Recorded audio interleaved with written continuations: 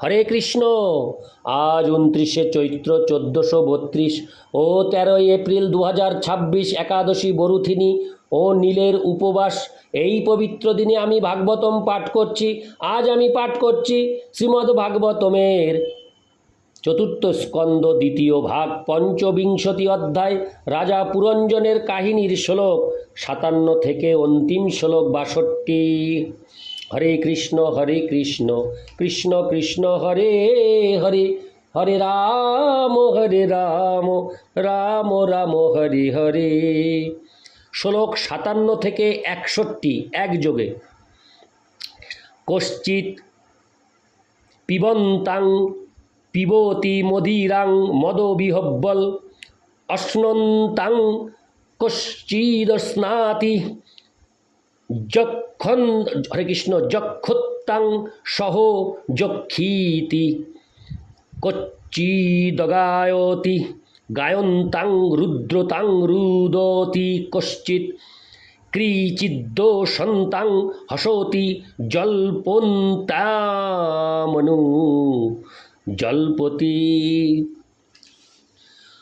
রুচি হরে কৃষ্ণ কচ্চিদ্দাবতি ধাবন্তাং তিষ্ঠন্তামনুতিষ্ঠতি অনুশেতে শয়ানায়ামন্নাস্তে কশ্চিদাশতিম কশ্চিশ্রীণোতি শৃণ্বন্তাং পশ্যন্তামনু পশ্যতি কশ্চিজ্জিঘ্রোতি জিঘ্রন্তাং স্পৃশন্তাং স্পৃশতি কশ্চিচ্চ শোচতিং জায়ামনুশোচতি দীনবৎ অনুহৃষ্যতি হৃষ্যন্তাং মুদিতামনুমোদতে। অনুবাদ: রানী যখন মদিরা পান করতেন তখন রাজা পুরঞ্জন তার সঙ্গে মদিরা পান করতেন।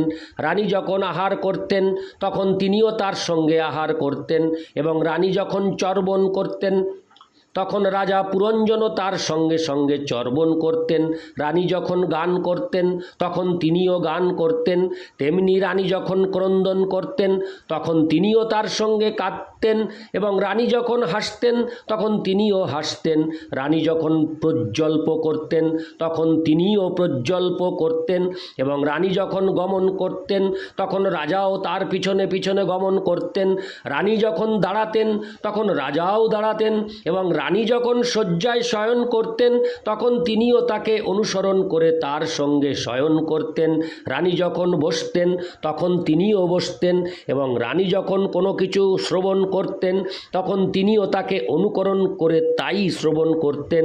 রানী যখন কোনো কিছু দেখতেন তখন রাজাও তা দেখতেন, এবং রানী যখন কোনো কিছু ঘ্রাণ গ্রহণ করতেন তখন রাজাও তাকে অনুসরণ করে সেই বস্তুর ঘ্রাণ গ্রহণ করতেন।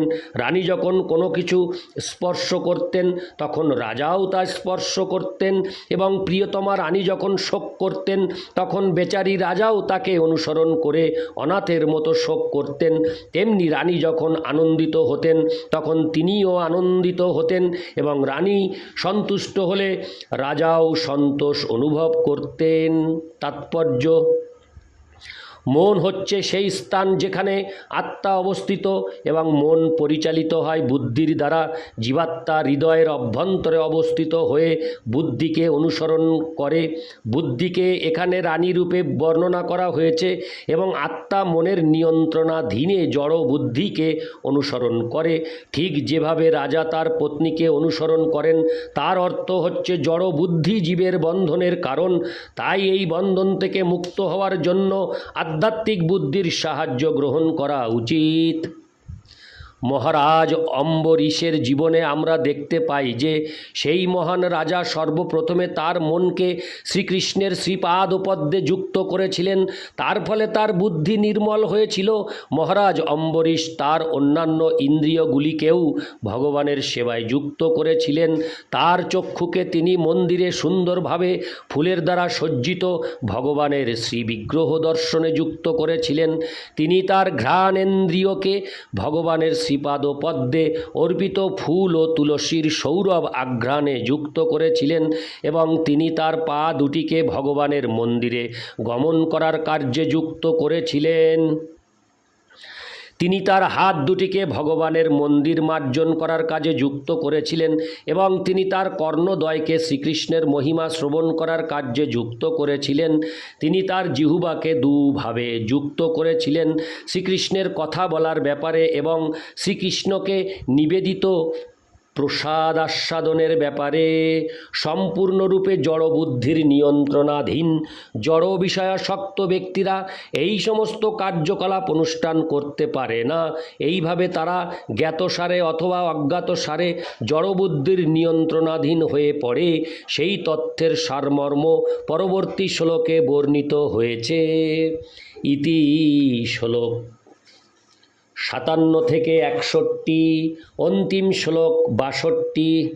বিপ্রলব্ধ মহিষৈবং সর্বপ্রকৃতি বঞ্চিত নেচ্ছন্ননুকরোত্তজ্ঞ ক্লৈবৎ ক্রীড়া মৃগ যথা। অনুবাদ: এইভাবে রাজা পুরঞ্জন তার সুন্দরী পত্নীর দ্বারা বন্দী হয়ে প্রতারিত হয়েছিলেন। বাস্তবিক পক্ষে এই জড় জগতে তিনি সর্বতোভাবে প্রতারিত হয়েছিলেন।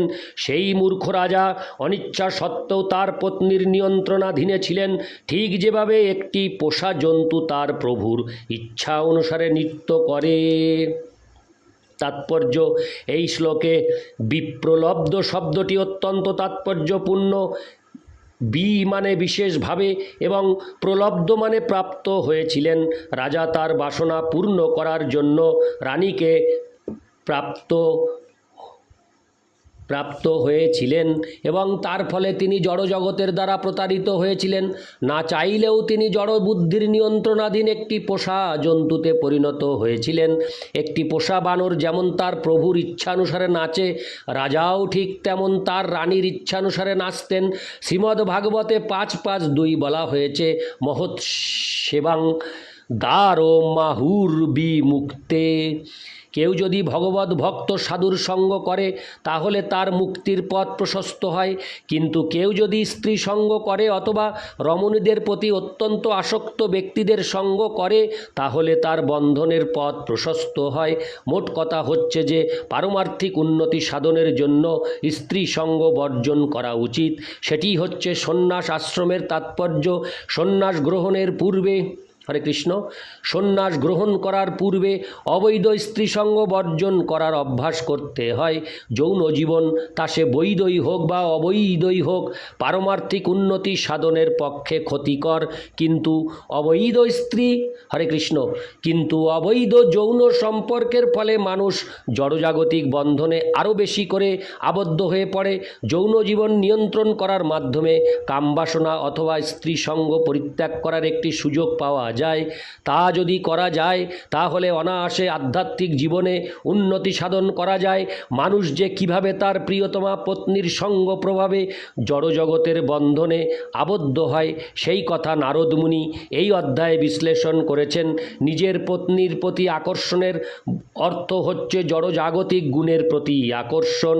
যারা তমগুণের দ্বারা আকৃষ্ট তারা জীবনের সর্বনিম্ন স্তরে রয়েছে, আর যারা সত্যগুণের দ্বারা আকৃষ্ট তারা উন্নততর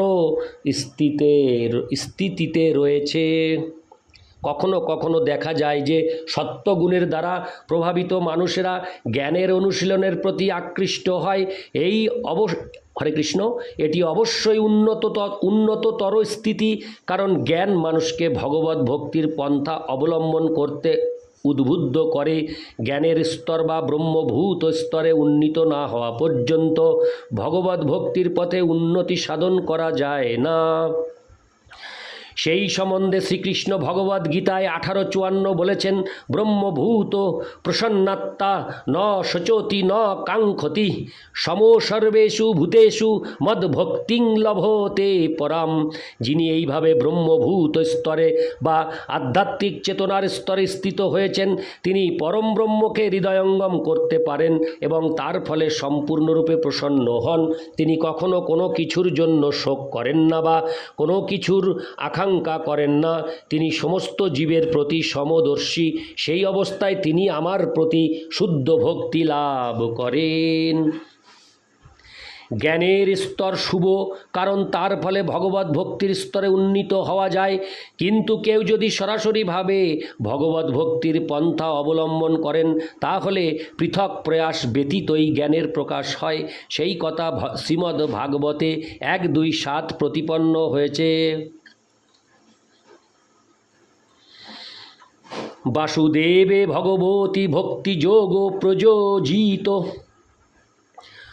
জনয়ত্তাসু বৈরাগ্যং জ্ঞানং চ যদহৈতুকম। ভগবত ভক্তির প্রভাবে আমাদের জড় অস্তিত্বের প্রকৃত জ্ঞান আপনা থেকেই প্রকাশিত হয়। যথেষ্ট বুদ্ধিমান ব্যক্তি তৎক্ষণাৎ তথাকথিত সমাজ, পরিবার, প্রেম এবং অন্যান্য সব কিছুর প্রতি বিরক্ত হন। যতক্ষণ পর্যন্ত আমরা সমাজ, পরিবার ও জড়জাগতিক প্রেমের প্রতি আসক্ত থাকি, ততক্ষণ পর্যন্ত জ্ঞানের কোনো প্রশ্নই ওঠে না, ভগবত ভক্তিরও প্রশ্ন ওঠে না। কিন্তু সরাসরিভাবে ভগবত ভক্তির পন্থা অবলম্বন করার ফলে হৃদয় জ্ঞান ও বৈরাগ্যে পূর্ণ হয়ে ওঠে। এইভাবে মানুষের জীবন সার্থক হয়। ইতি শ্লোক 62। এই সাথেই শেষ হলো 25তম অধ্যায়, পঞ্চবিংশতি অধ্যায়। ইতি শ্রীমদ্ ভাগবতের 4th স্কন্দের রাজা পুরঞ্জনের কাহিনী নামক পঞ্চবিংশতি অধ্যায়ের ভক্তি বেদান্ত তাৎপর্য। হরে কৃষ্ণ কৃষ্ণ কৃষ্ণ হরে হরে, হরে রাম রাম রাম হরে হরে। হরে কৃষ্ণ।